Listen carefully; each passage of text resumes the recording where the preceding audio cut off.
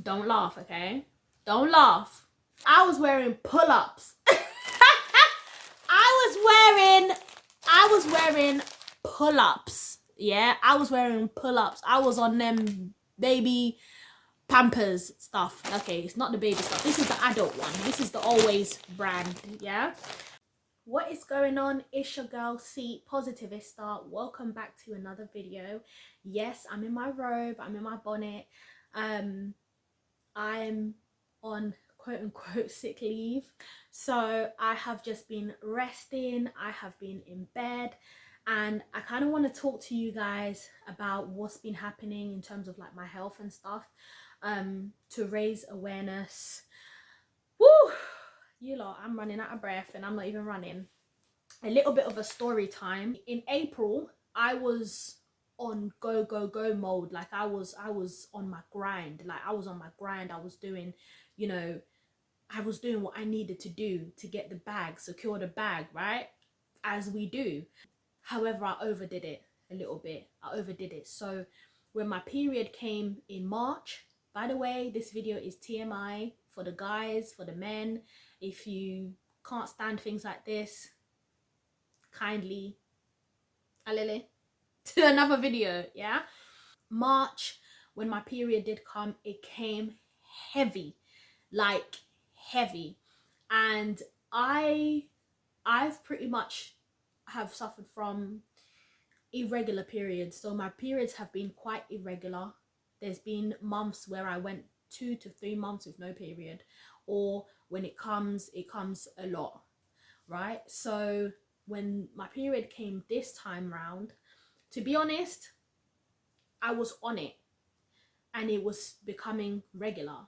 But because I pushed it in terms of going after the bag, in terms of, you know, being on my grind, it just messed up everything. So when I went, so in March now, when my period came, the first day it was okay, the second day heavy, third day heavy, fourth day heavy, and I started to feel tired. I started to feel so tired, and I got some sick leave. I was like, you know what, I need to get sick leave. I'm tired. I can't do this, right? So while that was happening,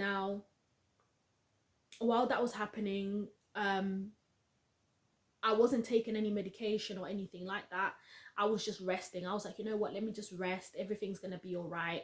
You know, once this period is done, I can go back to like working and everything will be okay. So once that pretty much unraveled, I found like I was just in bed. Literally, my life was literally just going to bed, waking up, shower, have something to eat, go back to bed. And I was just in bed because I couldn't walk. And to be honest, I wasn't in any pain. Like my period doesn't come with any pain. I can't remember the last time I had period pains. Like I've not had pain at all. And I know for some people that's like, what?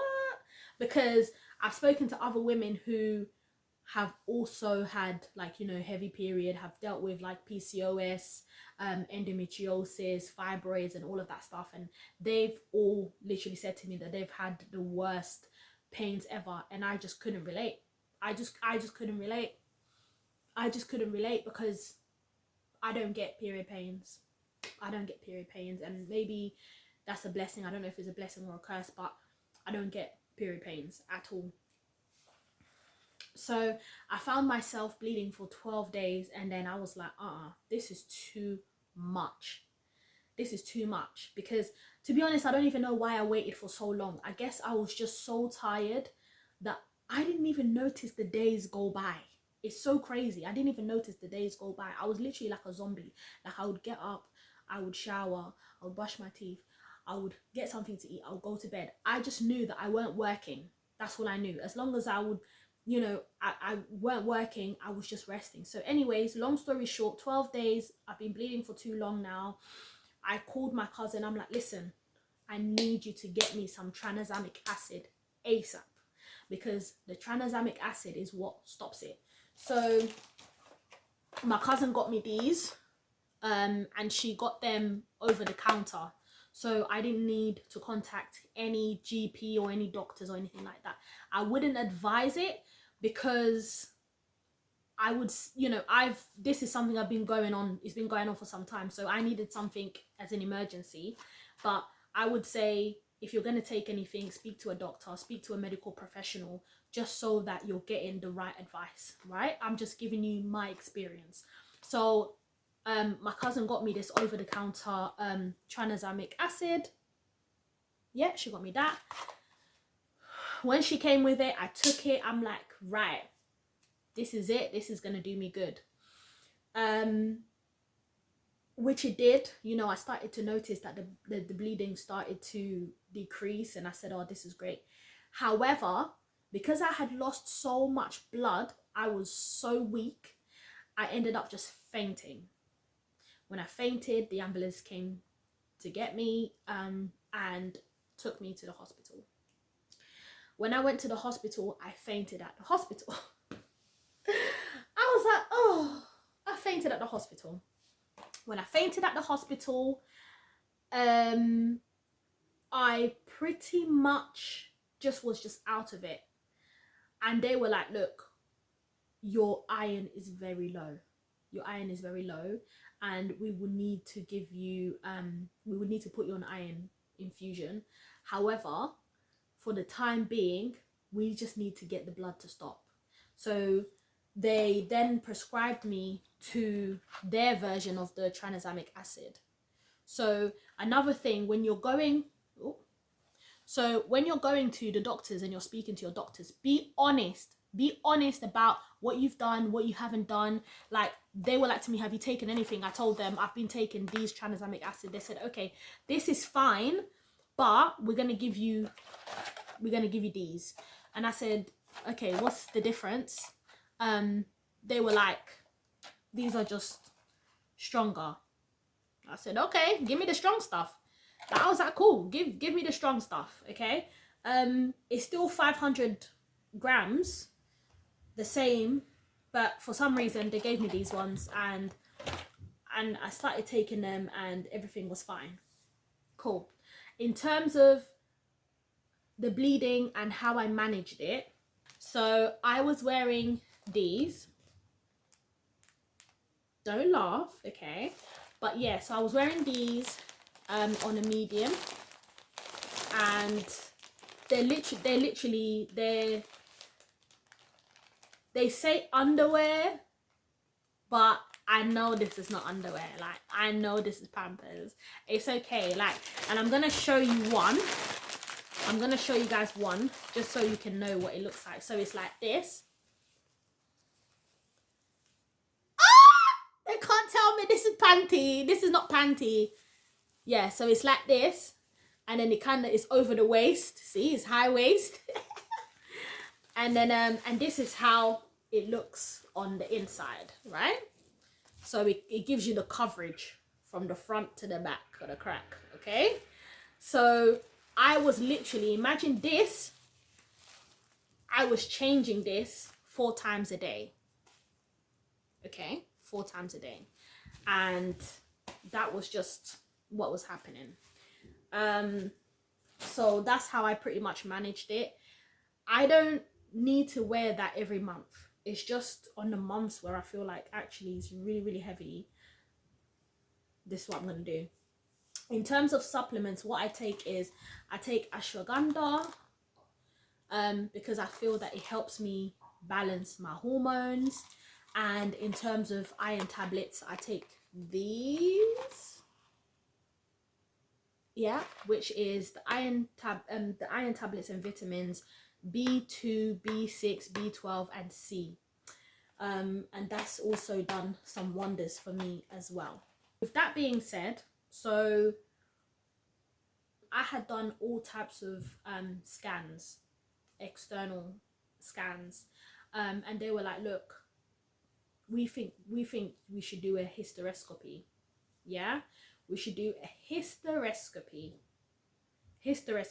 and I really do feel like, I really hope I'm saying that right, hysteroscopy. And once the hysteroscopy would be done, we will kind of get a better idea as to what it is that is causing the heavy bleeding. We might find something or we might not find something, but we really think that we should do this. And I was like, okay, let's do it.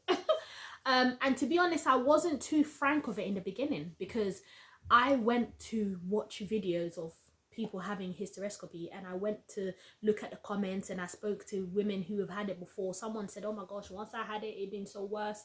And then somebody else was like, oh my gosh, don't do it without anesthetic or painkillers because you will just die. I was just like, oh my gosh. And the way they were offering it to me, I was like, you lot are really trying to do all it. Like, I'm tired, baby, I'm tired. Anyways, we're gonna go on a quick commercial and we'll come right back. So to make this juice, all you really need is some beetroot, and these are ready. So I'll just have one, like I'll just take one, and then I'll get like a bunch of strawberries. So I've got like a bunch of strawberries, and I'm just gonna put them in the bottle. And then I've got some raspberries, yeah? So once you've done that, you just add it in a little blender like this. Then I just put it in the blender like this. And if it's a hot day, then you just put yourself some ice for a more refreshing taste.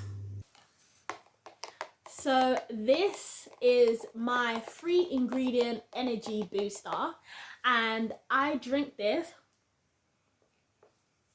once my period is done. I drink this. I make one a day just to boost my iron levels. It literally just has beetroot, strawberries, and raspberries. And obviously within our commercial, you were able to see how I do it and stuff. But yeah, let's get on with it. So with the hysteroscopy, I went to see a doctor because they kept just offering it to me, and I was like to them, listen, I need to know, what is the procedure? You know, what's the surgery? What's the procedure? How does it work? Do you put me to sleep? Do you not put me to sleep? Well, go on. Like, I need to know what's going on. So they booked me a consultation with the gynecologist. So I was able to see the gynecologist, which was great. Once I saw the gynecologist, I asked my questions, and they were quite, you know, like, just, they weren't trying to talk about dietary. They weren't really giving me an alternative. It was just about the procedure, like, have the procedure. If anything, they were like, you know, maybe you should go on a coil, maybe you should take you should get on a pill, you know, just to regulate your hormones. I was like, no, I don't want any of that. Okay, I don't want to put no coil, I don't want to put no implant, I don't want to put any of that. And they were like, oh, you know, it will really help you. It's helped some women. I was like, and it's also not helped some. I don't want any of that. I already don't like medication in general. So I was like, no, thank you. I'm okay. Cheers. So I had iron infusion because they were like, your iron is low. We do want to put you under the, because I was like, I opted for the anesthetic. I said, yo, listen, I don't like pain. I don't like pain. I don't deal with pain. Maybe that's why God made sure I don't have period pains, because I can't handle it. I can't handle pain. I can't do it. I can't do it. I'm too much of a baby. I can't do it. I don't do it. So anyways, like, oh gosh, like, I was so long in it. Like, I didn't want it done. Like, I was long in it. Like, I just didn't want it done. Eventually I got it done. I also have a vlog that will come after this, and you know, and throughout the vlog I will kind of like show you guys and share with you guys about the hysteroscopy, blah blah blah. But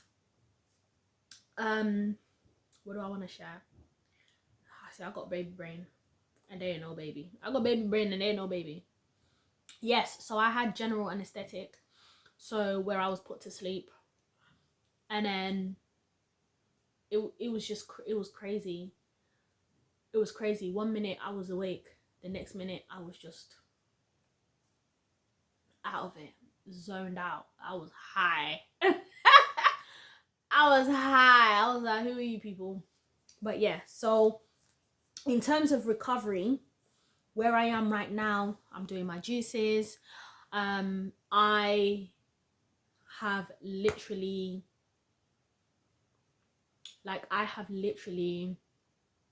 cancelled my gym membership, and it came as a difficult one for me because gym was something that kept me going. And I loved going to the gym, and I loved the gym community and everything. It was just so good. Like, I was going King's Gym in Croydon, and it I was gutted, but I just couldn't lift anymore. Because the heavy bleeding, like, I just can't lift anymore like that, because that just makes it worse. So nevertheless, my cousin gifted me with a treadmill, so now I'm utilizing the treadmill at home. I'm still keeping active. I'm gonna be doing my home exercises, and I will still be active, but from the comfort of my home.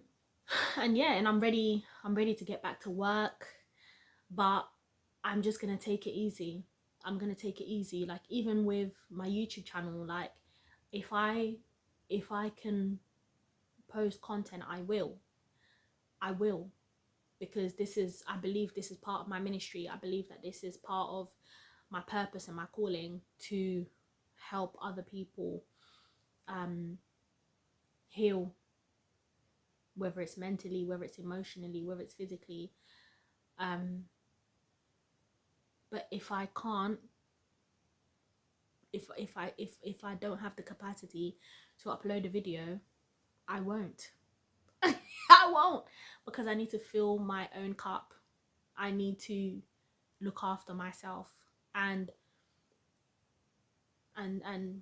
that's just that.